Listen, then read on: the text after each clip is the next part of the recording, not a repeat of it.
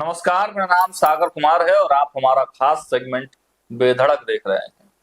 देखिए, बिहार की सियासत में एक बार फिर से एक आवाज को लेकर खूब हलचल है।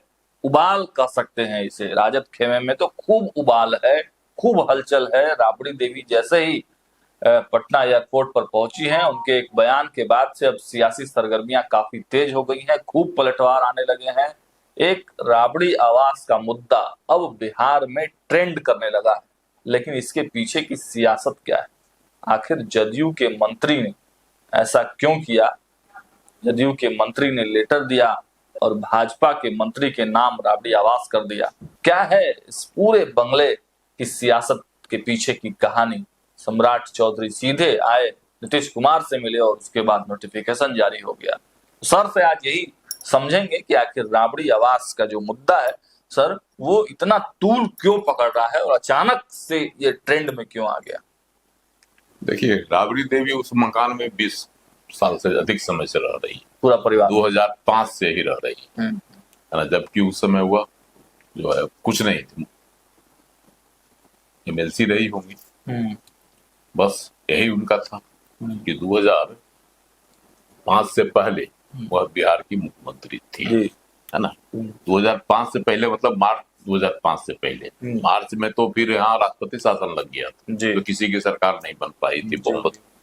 2005 में नवंबर में नीतीश कुमार जी की सरकार बन गई, मुख्यमंत्री बन गए थे। उसके पहले 97 में राबड़ी देवी मुख्यमंत्री बने थे। लालू प्रसाद जी जब सारा घोटाला में फंसे और जेल गए तब, और 1997 में बनी। उस तब से वह जो है मुख्यमंत्री आवास में रहती थी, एक अन्य मार्ग में। लेकिन जब मुख्यमंत्री पद से हट गई तब वह उनको 10 सर्कुलर रोड मिला। हालांकि कहा जाता है कि बहुत दिनों तक उन्होंने मुख्यमंत्री आवास खाली नहीं किया था, जैसा कि नीरज कुमार ने कहा, जो जदयू के मुख्य प्रवक्ता है। उनका बयान है ये आज कि वह जो है बहुत दिनों तक नहीं खाली की थी, और नीतीश कुमार जी ने तो तुरंत खाली कर दिया। चलिए, कंपैरिजन कर रहे थे। हाँ, कंपैरिजन कर रहे थे, तुलना। तो ये बात थी। लेकिन अब है कि राबड़ी आवास खाली करवाने के लिए इतना धड़फड़ी क्यों मचाया गया? एक बार और हुआ था तो पुरानी सरकार में भी लेटर निकल चुका है। हाँ, नीतीश कुमार जी की सरकार में भी नवंबर में, तो नवंबर 2025 की बात है ये।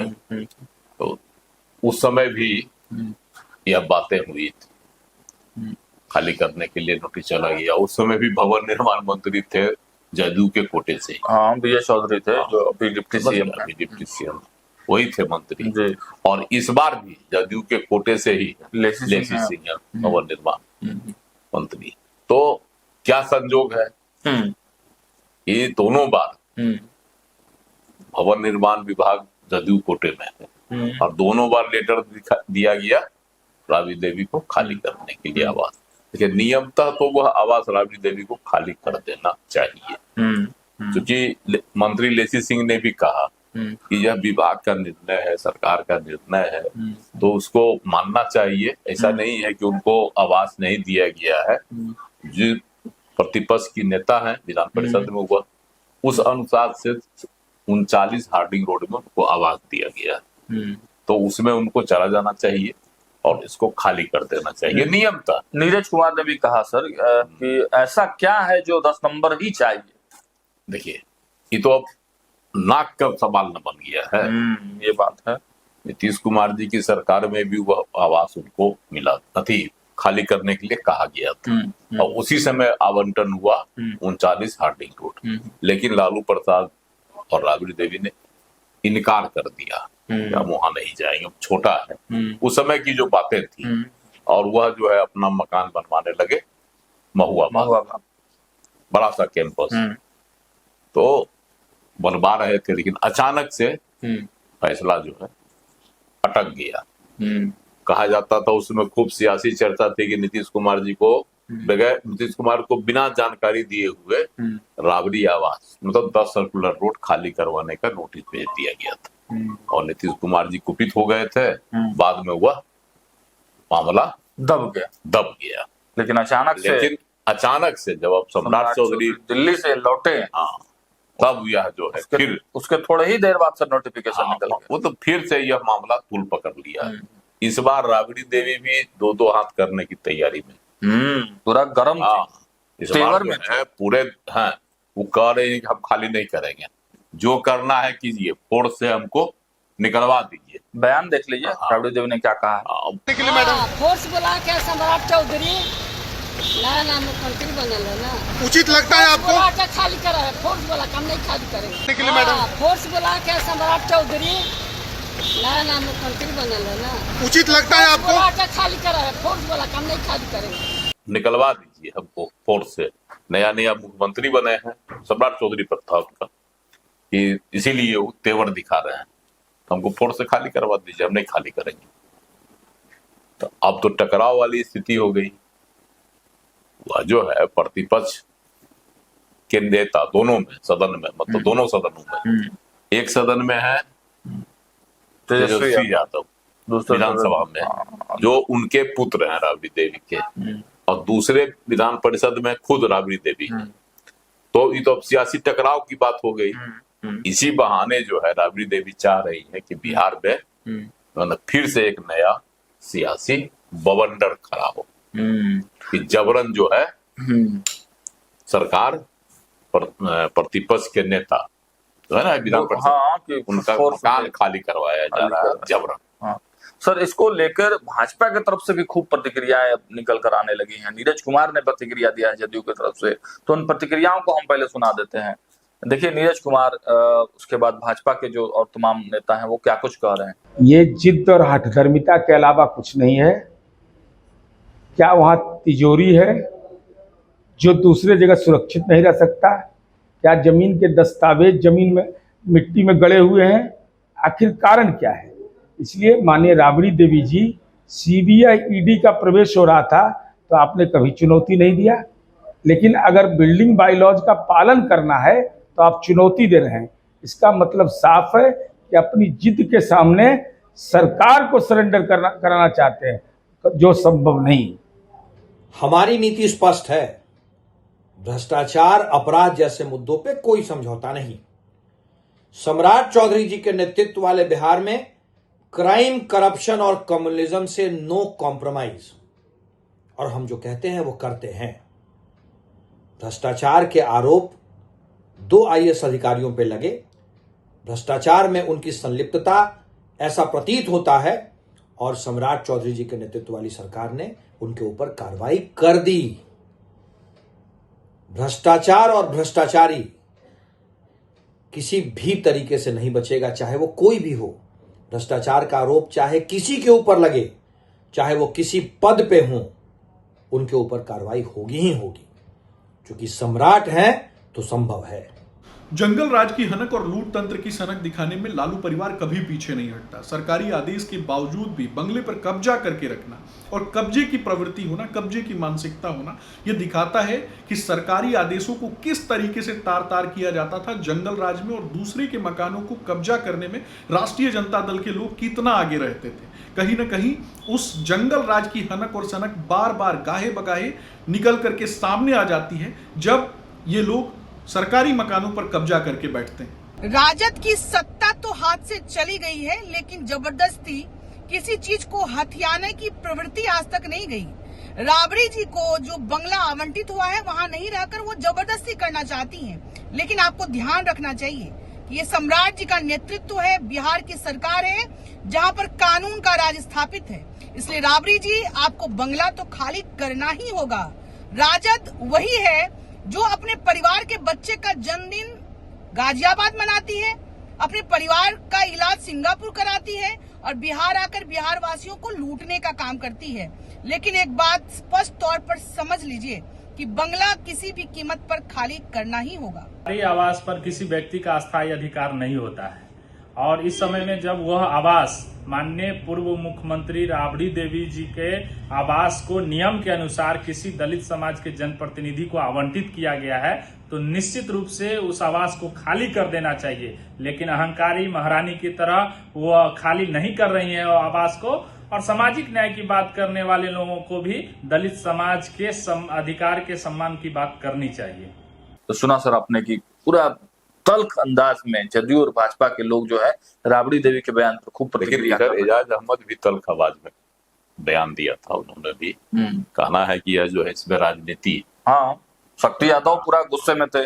शक्ति यादव ने भी कहा था यह जो है राजनीति है, इसमें आनंद फानन में जो है एक नए मंत्री को यह आवंटन कर दिया गया, जबकि क्या कहता है राबड़ी देवी सीनियर नेता है, पूर्व मुख्यमंत्री है ना, फिर भी जो है जबरन को मकान खाली करवाया जा रहा है। अब तो यह एक तो हमको लगता है कि अब यह कानूनी पेच में फंसेगा। राबड़ी देवी कोर्ट भी जा सकती है, कोर्ट में जाएंगी तो स्टे होगा, यही होगा, लेकिन खाली तो उनको करना ही पड़ेगा, आज करें या कल। आज करें या कल। लेकिन सर एक बात नहीं समझ में आया, कहा जो चर्चा थी कि जो नीतीश कुमार पहले नहीं माने तो अब कैसे मान गए, अब कैसे मना लिया गया उनको राबड़ी आवास खाली करवाने के लिए?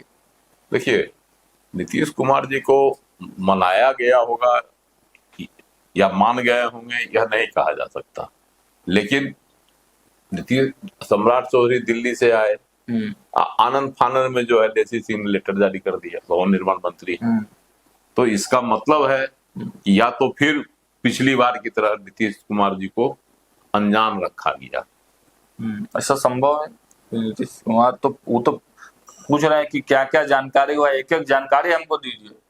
एक एक जानकारी उनको विजय कुमार चौधरी देंगे कि देखिए राबड़ी देवी आवास खाली कराने के लिए भी नोटिस दिया गया, तब तक तो नोटिस पहुंच गया और इस बार आवंटन भी कर दिया, एक कदम आगे बढ़ गई सरकार आगे बढ़ गई, तो नीतीश कुमार जी भी लाचार हो जाएंगे। अब उनकी सरकार है नहीं, तो जिसको आवंटन मिला है वह तो जाएगा ना अपने आवास में, हाँ कि नहीं जाएगा? बिल्कुल। और वह भी बोरिया बिस्तर बांध के बैठे हुए हैं नंदकिशोर राम, हाँ वो भी जो है उसी आवास में जाने के लिए तैयारी कर रहे हैं। हाँ भाई, तैयारी कर देंगे, नहीं उनको आवास आवंटित हुआ है।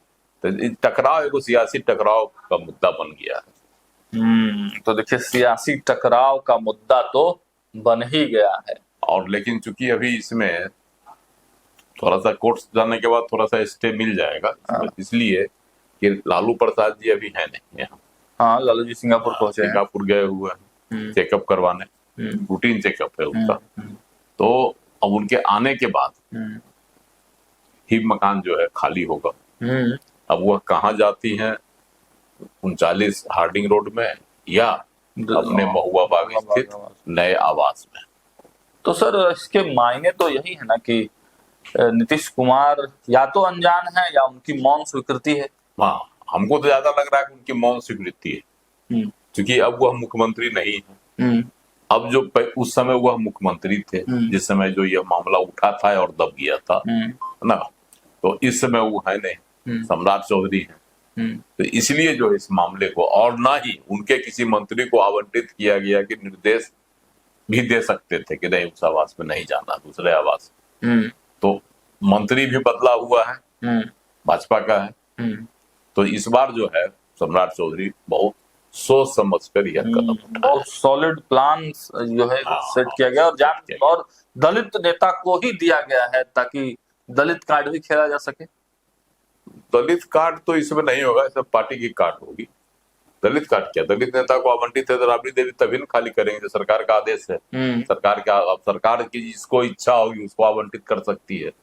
तो मेन मुद्दा है कि उसको उनका जो है मकान खाली करना राबड़ी देवी का, वो अड़ गई है सिर्फ सियासी टकराव। लेकिन सर भाजपा की नए नवेली महामंत्री बनी है, पहले प्रवक्ता थी प्रीति शेखर, वो कह रही हैं खाली करना ही पड़ेगा। तो हम भी कह रहे हैं कि खाली इसलिए करना पड़ेगा कि कोर्ट भी इस पर नहीं स्टे लगा सकता है, कुछ दिन के लिए राहत दे सकता है, लेकिन हमेशा के लिए नहीं करता, क्योंकि आवंटन हो गया, सरकार का निर्णय था, पहले सरकार के निर्णय से ही उस आवास में वह रहती थी उस समय की सरकार। अब जब गई है वहां खाली करने के लिए, जब सरकार तिवारा आदेश है, लेटर जारी किया गया, तो दो बार इग्नोर कर दिया गया। सरकार थी नीतीश कुमार जी की, नीतीश कुमार जी का अपना एक पुराना संबंध था और उस संबंध को लिहाज करते हुए नीतीश कुमार जी उतना सख्त नहीं हुए, मतलब उनकी सरकार सख्त नहीं हुई, और अभी सम्राट चौधरी को तो दिखाना है कि जो काम नीतीश कुमार नहीं कर सके वो हम करके दिखा दिए। तो सचमुच फोर्स आएगी राबड़ी आवाज, सचमुच नहीं, हमको नहीं लगता फोर्स की आवश्यकता होगी। राबड़ी देवी खाली कर देंगे, मना लिया जाएगा। या खबर तो यहाँ तक भी है वो अंदर खाने कि कुछ इनका सामान जो है कहीं जाने भी लगा। पहले बार भी गया था कमला तुमला, इस बार भी अंदर खाने धीरे धीरे जो है सामान ससर रहा है महुआ बाग वाला मकान में। अब इसमें कितनी सच्चाई है, हाँ तो भाई सूत्रों के हवाले से खबर है, कितनी सच्चाई है ये तो आने वाला समय बताएगा। लेकिन इतना जरूर है कि 10 नंबर आवास इस वक्त जो है बिहार की राजनीति का केंद्र बना हुआ है और उसी के इर्द गिर्द पूरी सियासत जो है वो चल रही है। राबड़ी देवी के इस बयान के बाद कि नहीं खाली करेंगे, भाजपा और जदयू के तमाम नेता और प्रवक्ताओं की तरफ से खूब जो है बयान आ रहे हैं। अब देखना होगा, एक तरफ लालू जी सिंगापुर में है, तेजस्वी यादव बिहार आते हैं तो क्या कहते हैं और राजद की इंटरनल तैयारी क्या है।